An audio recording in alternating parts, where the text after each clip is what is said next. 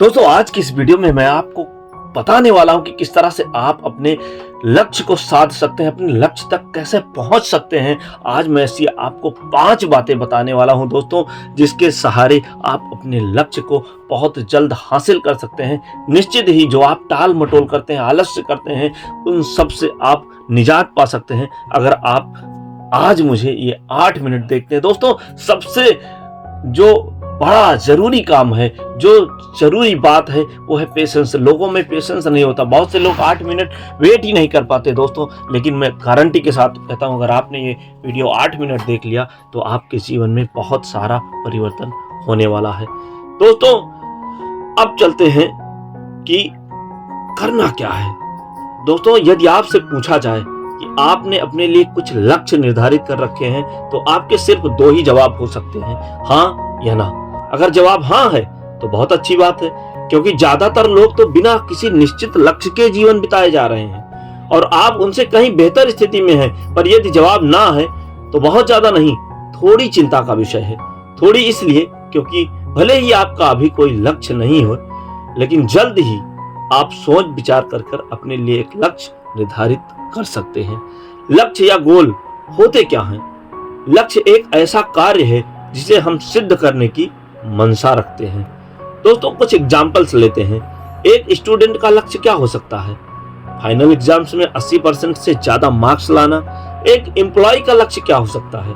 अपनी परफॉर्मेंस के बेस आधार पर प्रमोशन पाने का। एक हाउसवाइफ का लक्ष्य क्या हो सकता है? घर के काम के साथ साथ एक होम बेस्ड बिजनेस की शुरुआत करना। एक ब्लॉगर का लक्ष्य क्या हो सकता है? अपने ब्लॉग की पेज रैंक 0 से 3 तक ले जाना।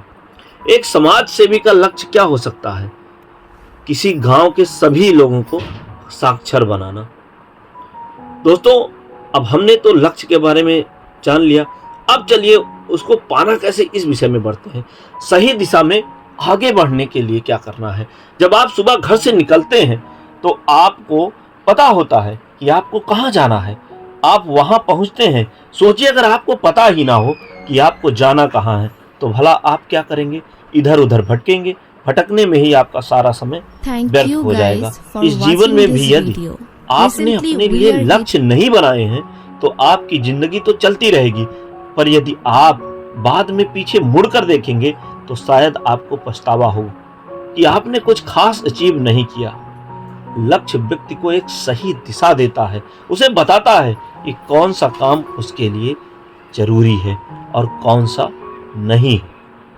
यदि गोल क्लियर ना हो तो हम अपने लक्ष्य के मुताबिक अपने आप को तैयार करते हैं। गोल क्लियर हो तो हम उसके अनुसार काम करते हैं। दोस्तों हमारा सबकॉन्शियस माइंड भी हमें उसी के अनुसार एक्ट करने के लिए प्रेरित करता है। दिमाग में लक्ष्य साफ हो तो उसे पाने के रास्ते भी साफ नजर आने लगते हैं और इंसान उसी दिशा में अपने कदम बढ़ा देता है। दोस्तों अपनी ऊर्जा का सही उपयोग करने के लिए क्या करना चाहिए? भगवान ने इंसान को सीमित ऊर्जा और सीमित समय दिया है, इसलिए जरूरी हो जाता है कि हम इसका सही उपयोग करें।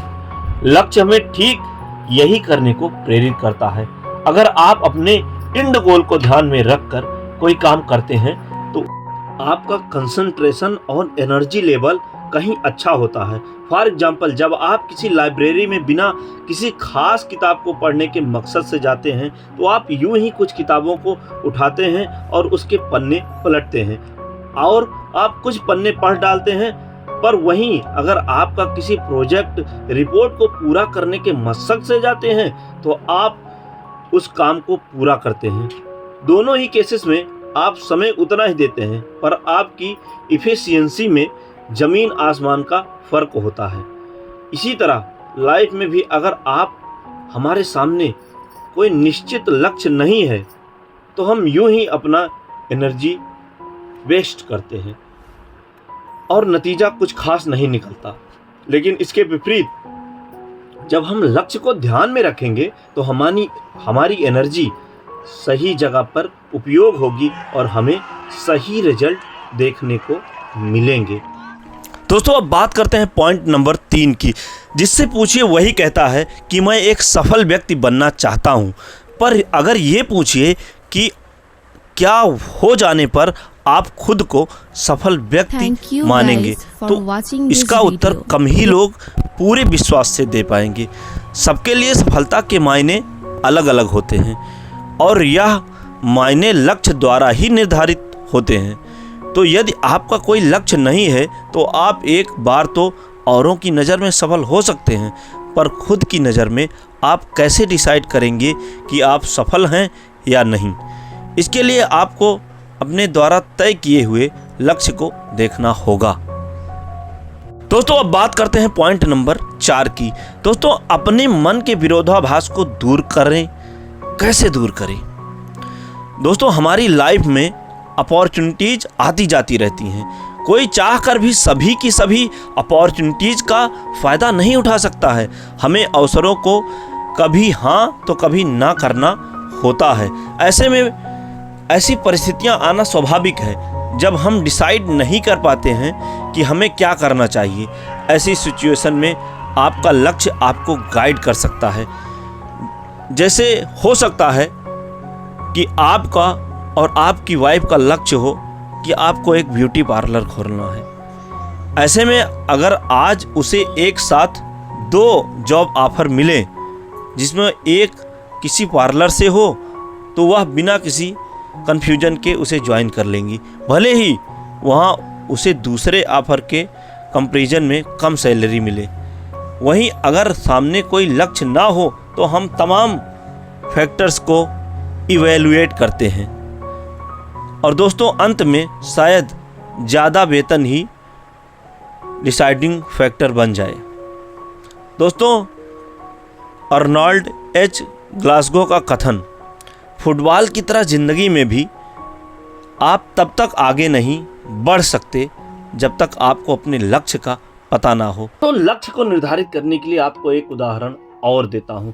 दोस्तों आप रेलवे स्टेशन पर जाते हैं और टिकट काटने वाला आपसे पूछता है, टिकट काउंटर पे जो भी बैठा है वो आपसे पूछता है कि आपको जाना कहाँ है, आपको कहाँ की टिकट दूं। यदि आपको ये मालूम ही नहीं है कि आपको जाना कहाँ है तो आपका उस रेलवे स्टेशन तक जाने आने का खर्च, ईंधन और समय दोनों बर्बाद हो गए।